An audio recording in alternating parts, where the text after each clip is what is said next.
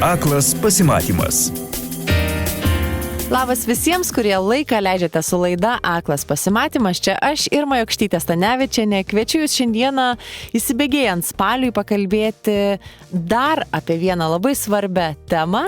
Praeitą savaitę kalbėjome, jog spalis yra disleksijos mėnuo ir jį raudonuojame, bet ne tik disleksijai paminėti skirtas šis mėnuo. Taip pat spalio 1 buvo tarptautinė senjorų diena ir mes norime jungtis prie informacijos, kuri pasakoja apie senjorų gyvenimą ir taip, kaip jis keičiasi. Todėl šiandieną pristatysiu jums net kelias viešnes ir pirmoji iš jų atstovauja Nacionaliniam socialinės integracijos institutui, o trumpiau žmogui.lt organizacijai, tai Rugilė Bitautaitė. Sveiki, Rugilė. Sveiki. Rugilė, Nacionalinis socialinės integracijos institutas skamba iš tikrųjų labai rimtai. Kuo užsiima šis institutas ir kaip jis prisideda prie socialinės integracijos Lietuvoje? Mūsų organizacija Nacionalinis socialinės integracijos institutas įsikūrė prieš 15 metų su tikslu dirbti žmogaus teisų srityje, kurti gražesnę visuomenę. Tai iš tikrųjų po instituto stogo ir šiai dienai veikia kelios programos, tokios kaip pavyzdžiui socialinis taksi, kuris organizuoja ir vykdo neįgaliųjų pavėžėjimą įvairiose Lietuvos miestuose, Media for Change, kurie dirba su etiška žurnalistika, su žurnalistika regionuose ir ten ją stiprina.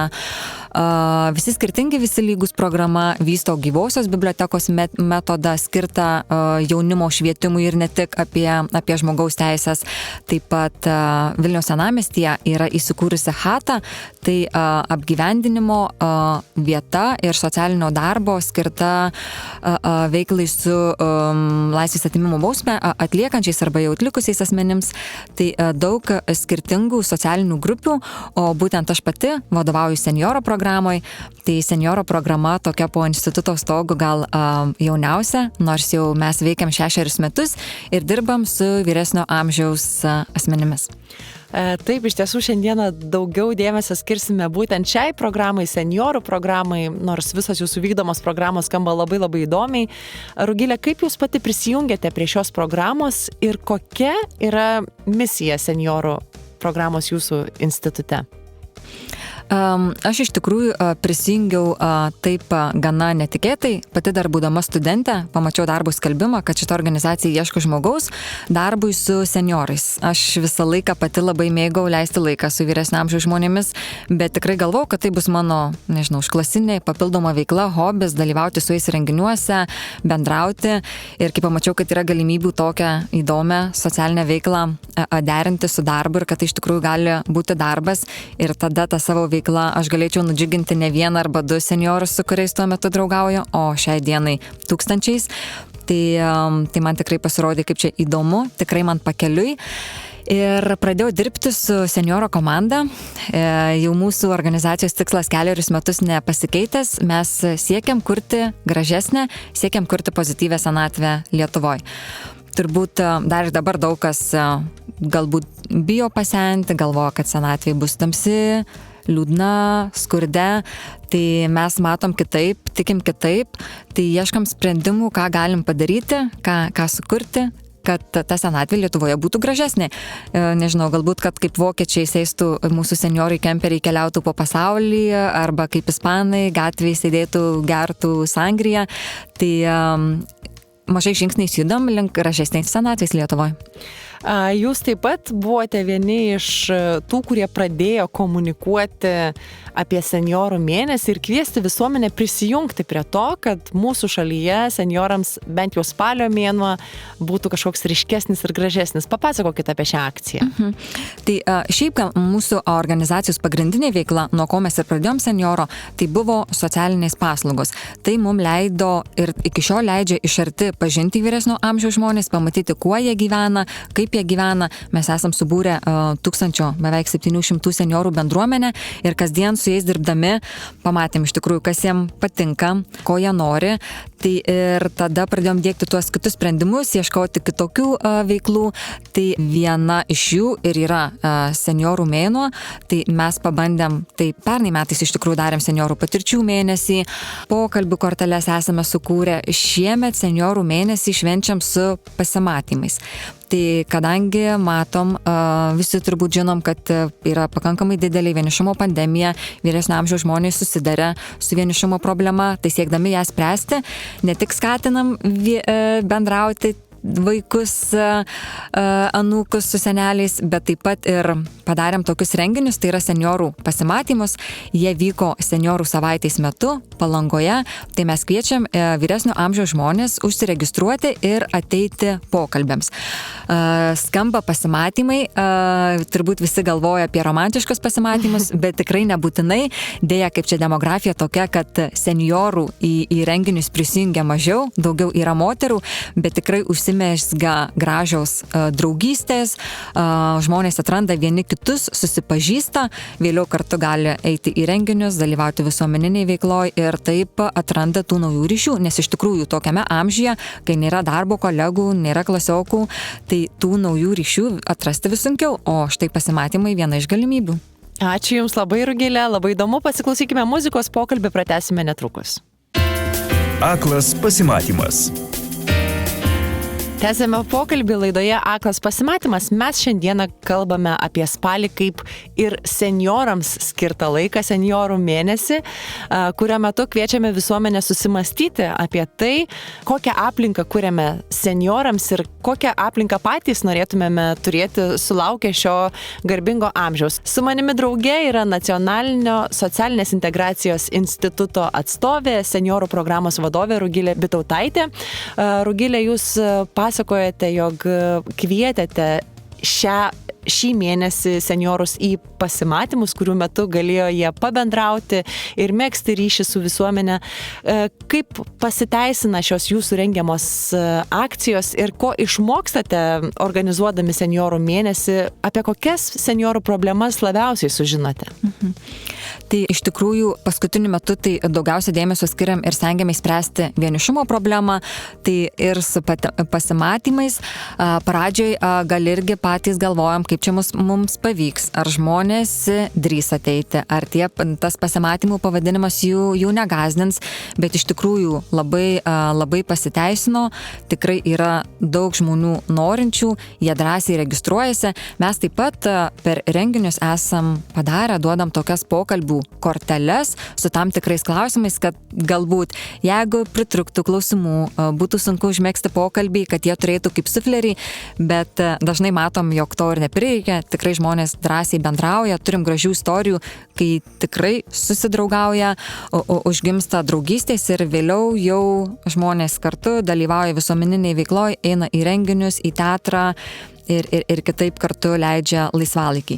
Kitas iš mūsų sprendimų, ką mes padarėm šį pavasarį, tai sukūrėm pokalbių korteles.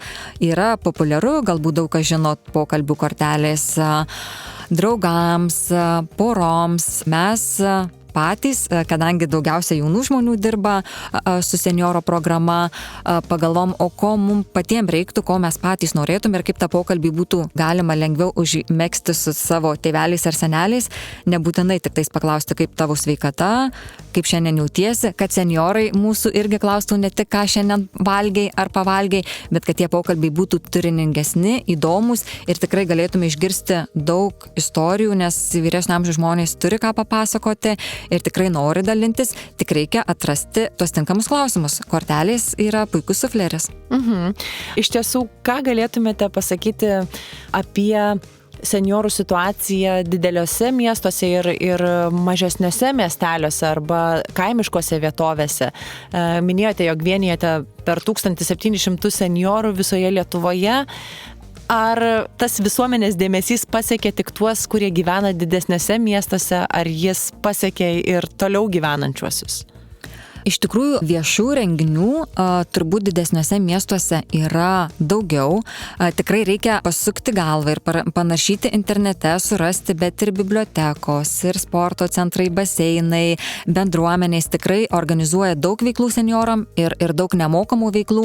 Tai tikrai yra ko pasirinkti. Regionuose galbūt tokių veiklų mažiau, bet ten yra stipresnės kaimo bendruomenės. Tikrai žmonės tarpusavyje daugiau bendrauja, bendruomenių centrai, kultūros centrai, švenčia įvairias šventes, tai tikrai tų progų susiburti yra. Galbūt labiau skirtumai yra tarp šiaip žmonių, kaip asmenybių, vieni visą gyvenimą ir šiaip aktyvūs buvo, dalyvavo ir jiem ir dabar nesunku įsitraukti su naujais žmonėmis, susipažinti ir toliau veiklose dalyvauti. Tačiau kita dalis turbūt yra seniorų, kurie buvo artimi su savo kolegomis, tada prisirišė prie savo šeimos, o dabar, kai tie santykiai yra truputį atitolę, gyvenimo ritmas toks, kad tikrai visi skubančius gyvenimus gyvena, tai galbūt ir tie ryšiai nebėra tokie dažni, tai jiem tada sunkiau įsitraukti. Tai mes tikrai kaip čia labai skatinam, jeigu artimoje aplinkoje matot vyresnių žmonių, tai paraginkit juos įsitraukti į tas veiklas. Mes taip pat savo individualios priežiūros darbuotojam, kurie padeda buityje senioram, sakom, kad pašnekinkit, įsitraukti į veiklas vieną kartą, antrą, galbūt tik iš 20 karto pavyks jį paraginti, sudalyvauti, bet tikrai tikim, kad patiks ir tada jisai įsitrauks į tas veiklas ir drąsiau dalyvaus ir šitaip užpildys tuos socializacijos poreikius. Tikrai taip. Kaip gali jūs rasti tie, kurie ieško tos paramos ir pagalbos seniorams? www.senioro.lt yra visa informacija apie senioro paslaugas, apie mūsų akcijas, atrakcijas, į kurias kviečiam prisijungti, taip pat socialiniuose tinkluose senioro galit mus rasti Facebook'e. O šiaip labai kviečiam žmonės naudoti socialiniam paslaugom, kurias turi teisę gauti kiekvienas senioras, tai kreipkitės į savo gyvenamosios vietos seniūniją, kur jums galės būti skirtas individualios priežiūros darbuotojas ir jis padės jums ne tik buityje, bet ir įsitraukti, aktyviau dalyvauti visuomeninėme gyvenime. Ačiū Jums labai už Jūsų darbą. Čia buvo Rugilė Bitautaitė. Dėkojame jai. Po trumpos muzikinės pertraukėlėms pristatysiu Jums dar kelias savo viešnes. Likite kartu. Aklas pasimatymas. Tęsėme pokalbį laidoje Aklas pasimatymas. Šiandieną mes kalbame apie spalį kaip mėnesį skirtą seniorams ir mėnesį skirtą pagalvoti apie tuos, kurie šalia mūsų yra vyresni ir kokios paslaugos jiems mūsų visuomenėje yra prieinamos. Dabar norėčiau Jums pristatyti dar porą savo laidos viešnių. Tai yra Senjorų Avilio užimtumo skyriaus koordinatorė Kristina Petrošienė. Sveiki, Kristina. Sveiki. Ir viena iš Senjorų Avilio dalyvių Elvyra Jaskoitienė. Sveiki, Elvyra. Labą dieną. Tai Kristina, Senjorų Avilys jau šiek tiek yra pažįstamas Aklo pasimatymo klausytojams, kurie neprisimenate arba negirdėjote tos laidos, galite ją susirasti mūsų laidų archyve, bet trumpai priminkime, kokia veikla Senjorų Avilį vienyje ir kokia yra pagrindinė jūsų misija. Pagrindinė mūsų misija yra suteikti erdvę senjorams susitikti, būti, veikti, kurti ir nesėdėti namie, o bendrauti. Tai mes esame įstaiga, kurioje po vienu stogu telpa netgi kaip ir viena įstaiga, bet 2 korpusai, viena užimtumo skyrius, o kita yra globos namai. Tai globos namuose senjorai gyvena, kuriems to reikia, o užimtumo skyriuje senjorai atvyksta kiekvieną darbo dieną ir šoka, dainuoja, piešia, jau veikia, ką tik tais nori. Elvyra, kaip jūs atradote Senjorų Avilį? Atradau tą avilį, kai jis tik tai bandė kurtis. Ėjom pro šalį ir žiūrim parašytas skelbimas. Čia bus tokia įstaiga, kur bus senjorų užimtumas. Be galo apsidžiaugiam, nes iš tikrųjų senjoram to užimtumo be galo reikia. Nes mūsų vaikai sako, mama, tėtė, kaip tu nerandi užsiėmimo? Surask. Tai va, mes ir suradome. Iš tikrųjų labai smagu tą girdėti. Kaip Jums, Elvyra, atrodo, ar yra svarbu minėti tokias dienas kaip Senjorų diena ir papildomai skirti tam dėmesio? Aš galvoju, kad labai svarbu minėti tokį mėnesį, tokią dieną ir atkreipti dėmesį į seniorus. Kadangi, kai mes į juos atkreipiam dėmesį, atsiranda daugiau, kaip sakant, ir mecenatų, kurie irgi ir tą sritį atranda, Taip. kad galima paremti tą veiklą, kuri yra skirta seniorų užimtumui. Šiaip jie gal nepagalvoja, remia jaunimą, puiku, jaunimą reikia remti, bet reikia remti ir tą veiklą su seniorais, nes seniorai reikalingi jaunimui, jie perduoda savo kūrybinės galias, savo mintis, savo patirtį. Ir kai seniorai bendrauja su jaunimu, su vaikais, su studentais, jie irgi iš mūsų, manau, gauna tam tikrą grąžą, kaip ir mes iš jų. Žinoma, kad taip. Iš tiesų, Kristina, paminėkime, kokiomis veiklomis gali užsiimti seniorų avilyje, būtent užimtumo skyriuje. Pati populiariausia sritis yra sportas ir šokiai, tai įvairios mankštos, joga, tai či, pilates, zumba, pramoginiai šokiai, tai čia yra mūsų patys populiariausi, kur eilė susidaro jau, kaip mes pradedam skelbti veiklas seniorų, kurie nori jas patekti, bet taip pat yra daugybė su rankdarbiais susijusių, tai tapyba, keramika, mezgimas, įvairios kalbų mokymasis, pavyzdžiui, šiuo metu yra labai populiari anglų kalbos pamoka pas mus, kad netgi 2 kartus per dieną vyksta pamokos. Kitų kalbų esam turėję pamokėlių, tik tai jos šiek tiek trumpesnės būna. Mėgstam labai daryti įvairias paskaitas ir surengti įvairius renginius, paminėti tam tikrom šventėm arba tiesiog. Na, renginių spektras, jis iš tikrųjų, tikrai užima žadą. Elvyra, kurios veiklos jūs labiausiai seniorų avilyje džiugina? Paprašiau būtų pasakyti, kurios nedžiugina. Nes džiugina visos. Ir iš esmės jūs teisi. Čia yra mano antri namai. Aš išeinu iš darbo, susitinku su sūnų, mama sako, tu kur eini? Nu, sakau, į avilį. Tai kelintą grįši. Nu, po pietų grįšiu, kada nors vakare. Tai tikrai, mes ateinam į avilį, susitinkam, pasisveikinam su jo darbuotojais ir mes jaučiame, kad jie labai šiltai mūsų tinka. Jie yra mūsų antri vaikai.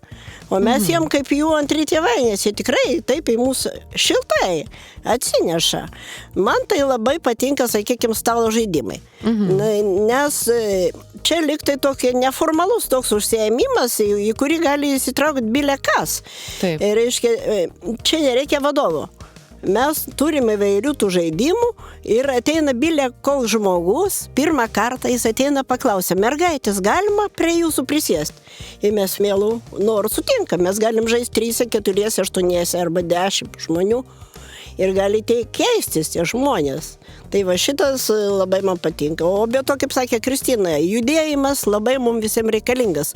Tai mes bile kokį judėjimą mielų norų priimam. Ar tai būtų šokiai, ar tai būtų mankšta, ar tai būtų joga, ar tai būtų stovėjimas ant galvos, mes visada pasiruošę. Tai va. Tai ačiū Jums labai. Su šia linksma nata mes kviečiame pasiklausyti trumpai muzikos ir pokalbį pratęsime po jos. Aklas pasimatymas. Tęsėme pokalbį, čia laidoje Aklas pasimatymas, svečiuojasi viešnios iš seniorų avilio, tai Kristina Petrošienė ir avilio lankytoja ir didžioji fanė Elvyra Jaskoitienė. Kristina, iš tikrųjų kalbėjome apie labai didelį spektrą paslaugų ir veiklų, kurios džiugina jūsų bendruomenę avilyje. Ką galėtumėte pasakyti apie skaitmeninę atskirtį, apie kurią mes vis kalbame ir vis paaiškėjo, jog ir vienos paslaugos bus nebeprieinamos neskaitmeniniu būdu ir kitos paslaugos. Kaip jūsų bendruomenė reaguoja į šiuos pokyčius? Čia yra tikrai tokia gan didelė problema. Mes savo centre stengiamės kiek įmanoma padėti seniorams su skaitmenizacija. Tai organizuojame įvairius pamokėles ir kaip naudotis išmaniuoju telefonu, kaip naudotis kompiuteriu, bendradarbiaujam su kitomis įstaigomis, kurios taip pat apmoko, bet pati veikla pas mus, kaip mes organizuojam viską, tai kol kas mes neperėjom į skaitmenizaciją, nes suprantam, kad seniorams tikrai juos labiausiai pasiekti yra geriausias būdas tiesiog telefonu. o ne elektroniniu laišku, nors tikrai daug senjorų naudojasi, bet vis tiek didesnė sklaida mūsų informacijos ten keliauja SMS žinutėmis ir taip galim juos pasiekti. Elvyra, ką jūs galėtumėt pasakyti apie tą skaitmenizaciją, o galbūt jūs kitus iššūkius išskirtumėte aplinkoje, kurie apsunkina gyvenimą ir į kuriuos visuomenė turėtų labiau atkreipti dėmesį? Aš manyčiau, kad ta skaitmenizacija yra iš vienos pusės tai yra gerai. Daug informacijos greit gali gauti, liktai. Bet iš kitos pusės nereikia pasirinkimo, kad senjoras neturi pasirinkimo. Jis arba turi mokėtą skaitmenizaciją, arba jis lieka uždarytas nuo viso pasaulio. Netgi, sakykime, bilietus į kažkokį renginį nupirkti. Jeigu tu nesinaudoji elektroninę bankininkystę, tai tu turi prašyti kažko tai, kad tau nupirktų, nes tu negali nueiti normaliai į kasą ir juos nusipirkti. Tai nėra pasirinkimo. Tai nėra gerai. Aš manau, kad turi būti ir tas, ir anas. Turi būti visada palikta galimybė pasirinkti. Tai lygiai taip pat kaip ir virtualūs pinigai ir natūralūs pinigai. Kad neprieitume prie to, kad bus tik tai tokie ir ne kitokie. Tada mes tikrai uždarysime tos senjorus savo kiautus ir jie dar bus vienišesni. Palikime jam galimybę pasirinkti. Taip, aš tikrai pritariu jūsų kvietimui.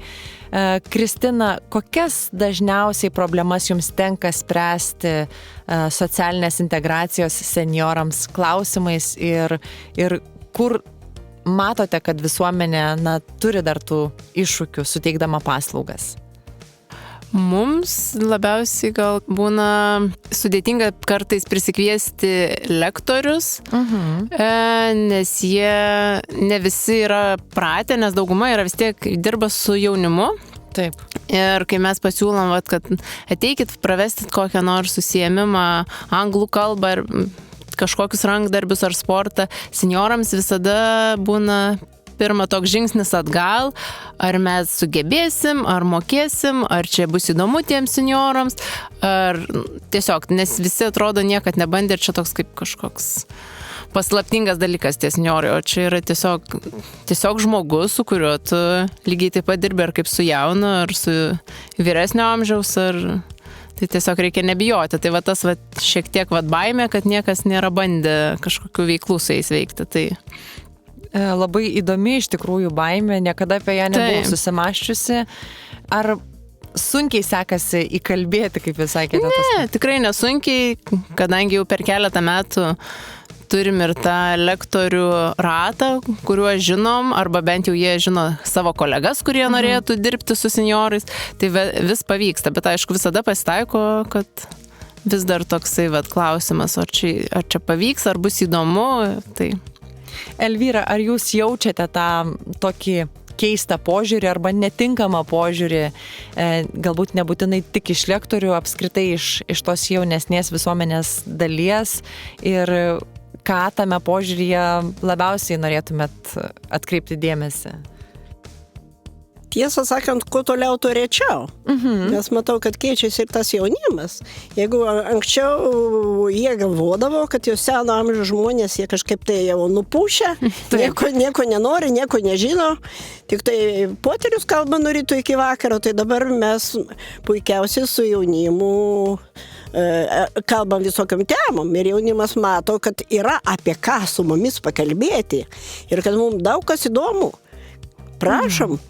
Jūs papasakokite, ką jūs matėt pasaulyje, kas įdomaus. Pristatykite savo požiūrį, o mes pasidalinsim savo požiūrį. Vienu žodžiu, sakyčiau, kad jaunimas nebijotų su mumis bendrauti, o mes su juo tikrai nebijome. Ačiū Jums, Jūs tikrai labai įkvėpėte, Elvyra. Dabar pasiklausysime dar muzikos ir pokalbį pratęsime po jos. Aklas pasimatymas. Tęsėme pokalbį čia laidoje Aklas pasimatymas. Mes kalbame apie senjorams skirtą mėnesį ir kviečiame visuomenę atkreipti dėmesį į senjorų problemas. Laidoje svečiuojasi senjorų Avilio užimtumo skyriaus koordinatorė Kristina Petrošienė ir senjorų Avilio fanė lankytoja Elvyra Jaskoitienė. Elvyra, jūs labai gražiai užsiminėte, kalbantis studijoje prieš laidą apie tai, kad kultūra yra tas dalykas, kas taip pat maitina žmogų. Papasakokit mūsų klausytojams, ką jūs semiatės iš kultūros ir kas jums gyvenime daugiausia teikia prasmės ir stiprybės. Kultūra, man tiesiog neatsiejama mano gyvenimo dalis. Gal netgi didesnė negu, sakykime, materialinė. Nes aš tam neskiriu tiek daug dėmesio. Nes, sakykime, ar aš suvalgiau sumuštinį su dešra ar su sūriu, man ten netaip labai rūpi. Bet man rūpi, kad mano vaikai nueitų į muziejų, nueitų į koncertą. Mano anūkai tuo domėtųsi. Vienu žodžiu, kultūra, aš skaitau, kad jinai labai svarbi žmogui, kadangi iš esmės ir padaro žmogų žmogumi, kad ta pridėtinė vertė daiktuose per daug jau užkeliama. Gerovės valstybė yra ne ta, kur visi pavalgia, o ta, kuri gauna pakankamai kultūros ir ta kultūra yra prieinama visiems pakankamai. Tame tarp ir seniorams, kurie kartais prie tos kultūros neprieina, būdami skurdesniai padėti savo finansiniai. Tai vienu žodžiu, kad kultūra yra numeris 1 mano gyvenime. Taip, iš tikrųjų, labai svarbu aspektą įvardijote. Kristina, kaip jums atrodo, ar ta kultūra darosi prieinamesnė, kokį visuomenės pokytį jūs galėtumėte atkreipti dėmesį?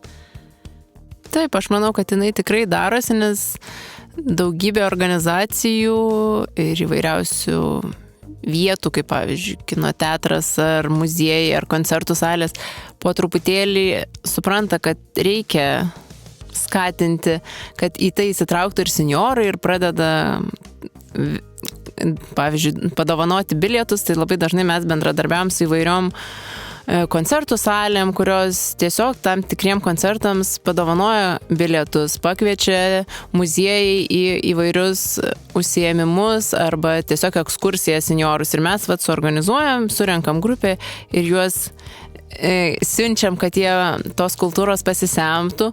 Taip pat stengiamės pasikviesti ir pas mus, parodyti tų mūsų pačių senjorų, kūrybingų senjorų, surengti parodas mūsų erdvėje, kad tie senjorai ne tik ateitų pasižiūrėti kažkokio meno, bet taip pat ir parodytų save, ką jie gali. Tai nebūtinai turi būti profesionalus kažkokie paveikslai, bet tai, ką jie šiuo metu kuria, lygiai taip pat pašoktų. Nes turim ir šokių kolektyvą. Labai smagu tą girdėti. Pakalbėkime šiek tiek apie ateities planus ir apie tai, kaip vystysis centras. Kokie jūsų tikslai ir kaip norėtumėte toliau savo misiją nešti, Kristina? Tikslai nenustoti veikti, pats pagrindinis. Mano toks asmeninis būtų, aš labai norėčiau, kad atsirastų bent dar vienas avilys tame pačiame Vilniuje, o galbūt keletas ir už Vilniaus ribų, nes tikrai mes matom, bedirbdami su senjorais, kad poreikis yra labai didelis. Ir tokios erdvės, į kurią vienu metu galėtų jie ateiti ir ne tik, kad tik tais į kažkokį užsiėmimą, kur galbūt sporto salėje gali ateiti pasportuoti senjorai nemokamus užsiėmimus, bet pavyzdžiui pas mus jie gali ateiti pasportuoti, tada išgerti su draugėmis kavos ir tada nueiti į tapybos užsiėmimą.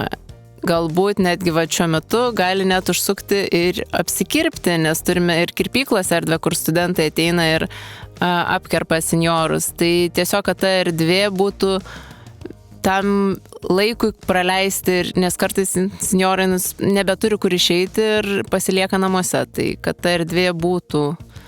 O tų senjorų yra labai daug. Mes jau kartais galvojam, kad jau nelabai telpam. Tikrai jau kalbėjome apie tai, kad aviliui teks plėstis. Labai jums to ir linkime. Elvyra, kas jums taip padeda tokį pozityvumo užtaisą viduje laikyti ir kaip galėtumėt padėti tiems, kurie nebūtinai senjorai, kartais ir jaunesni žmonės nepajėgia to šviesos ir to pozityvumo savyje įžiebti. Vis tik tai padeda gal tas bendravimas avilyje su kitom senjorėm, nes kiekviena kažką tai naujo pasako ir įžiebė tavyje norą, kaip sakant, veikti, daryti. Jeigu dar kažko nedarė, o jinai jau daro. Jau papasakoja ir tas pozityvumas, jeigu kitas optimistas gali tą padaryti, vadinasi, pagalvoju, ir aš galiu. kodėl negaliu? Ir šiaip dabar jau turiu tokią mintį, aš kiekvieną dieną atsikeliu ir sakau, reikia įjungti mygtuką. Įjungi mygtuką optimizmo ir varai visą dieną. Ir ateini į avilį, mergaitė sako, tu vėl šokinėjai, vėl tau viskas gerai. Sakau, taip ir yra. Nu, sako, šaunuolė ir mes įsijungsim mygtuką, išmoksim iš tavęs. Ir... Ačiū labai, tikrai kviečiu visiems įsijungti tą mygtuką. Dar paminėkime, Kristina, kaip gali senjorai rasti senjorų avilį? Gali tiesiog atvykti į Kubiliaus gatvė 2 Vilniuje ir užsiregistruoti, čia yra pats paprasčiausias, tada jie atvyksta, mes parodom erdves, papasakojam, ką jie gali čia veikti, gali sutikti Elvyrą papasakos, ką avilyje galima veikti, o taip pat galima www.senjoruavilys.lt puslapyje arba Facebook'e Senjorų avilys. Ačiū Jums labai, mielosios, linkiu Jums pozityvaus rudens ir to neišsijungiančio mygtuko, o klausytojus kviečiu į aklą pasimatymą sugrįžti kitą savaitę. Primenu, jog mūsų laida transliuojama trečiadienį 19 val. Gold FM eteryje, na, o Jums patogiu metu mūsų laidos įrašus rasite YouTube kanale Aklas pasimatymas. Likite sveiki, iki kito pasimatymo. Laidą remia Medijų rėmimo fondas. Laidą rengia Irma Jokštytė Stanevičienė ir Lina Žaltauskaitė. Garso režisierius Vytautas Petrošius. Laida įrašyta PAMS studio.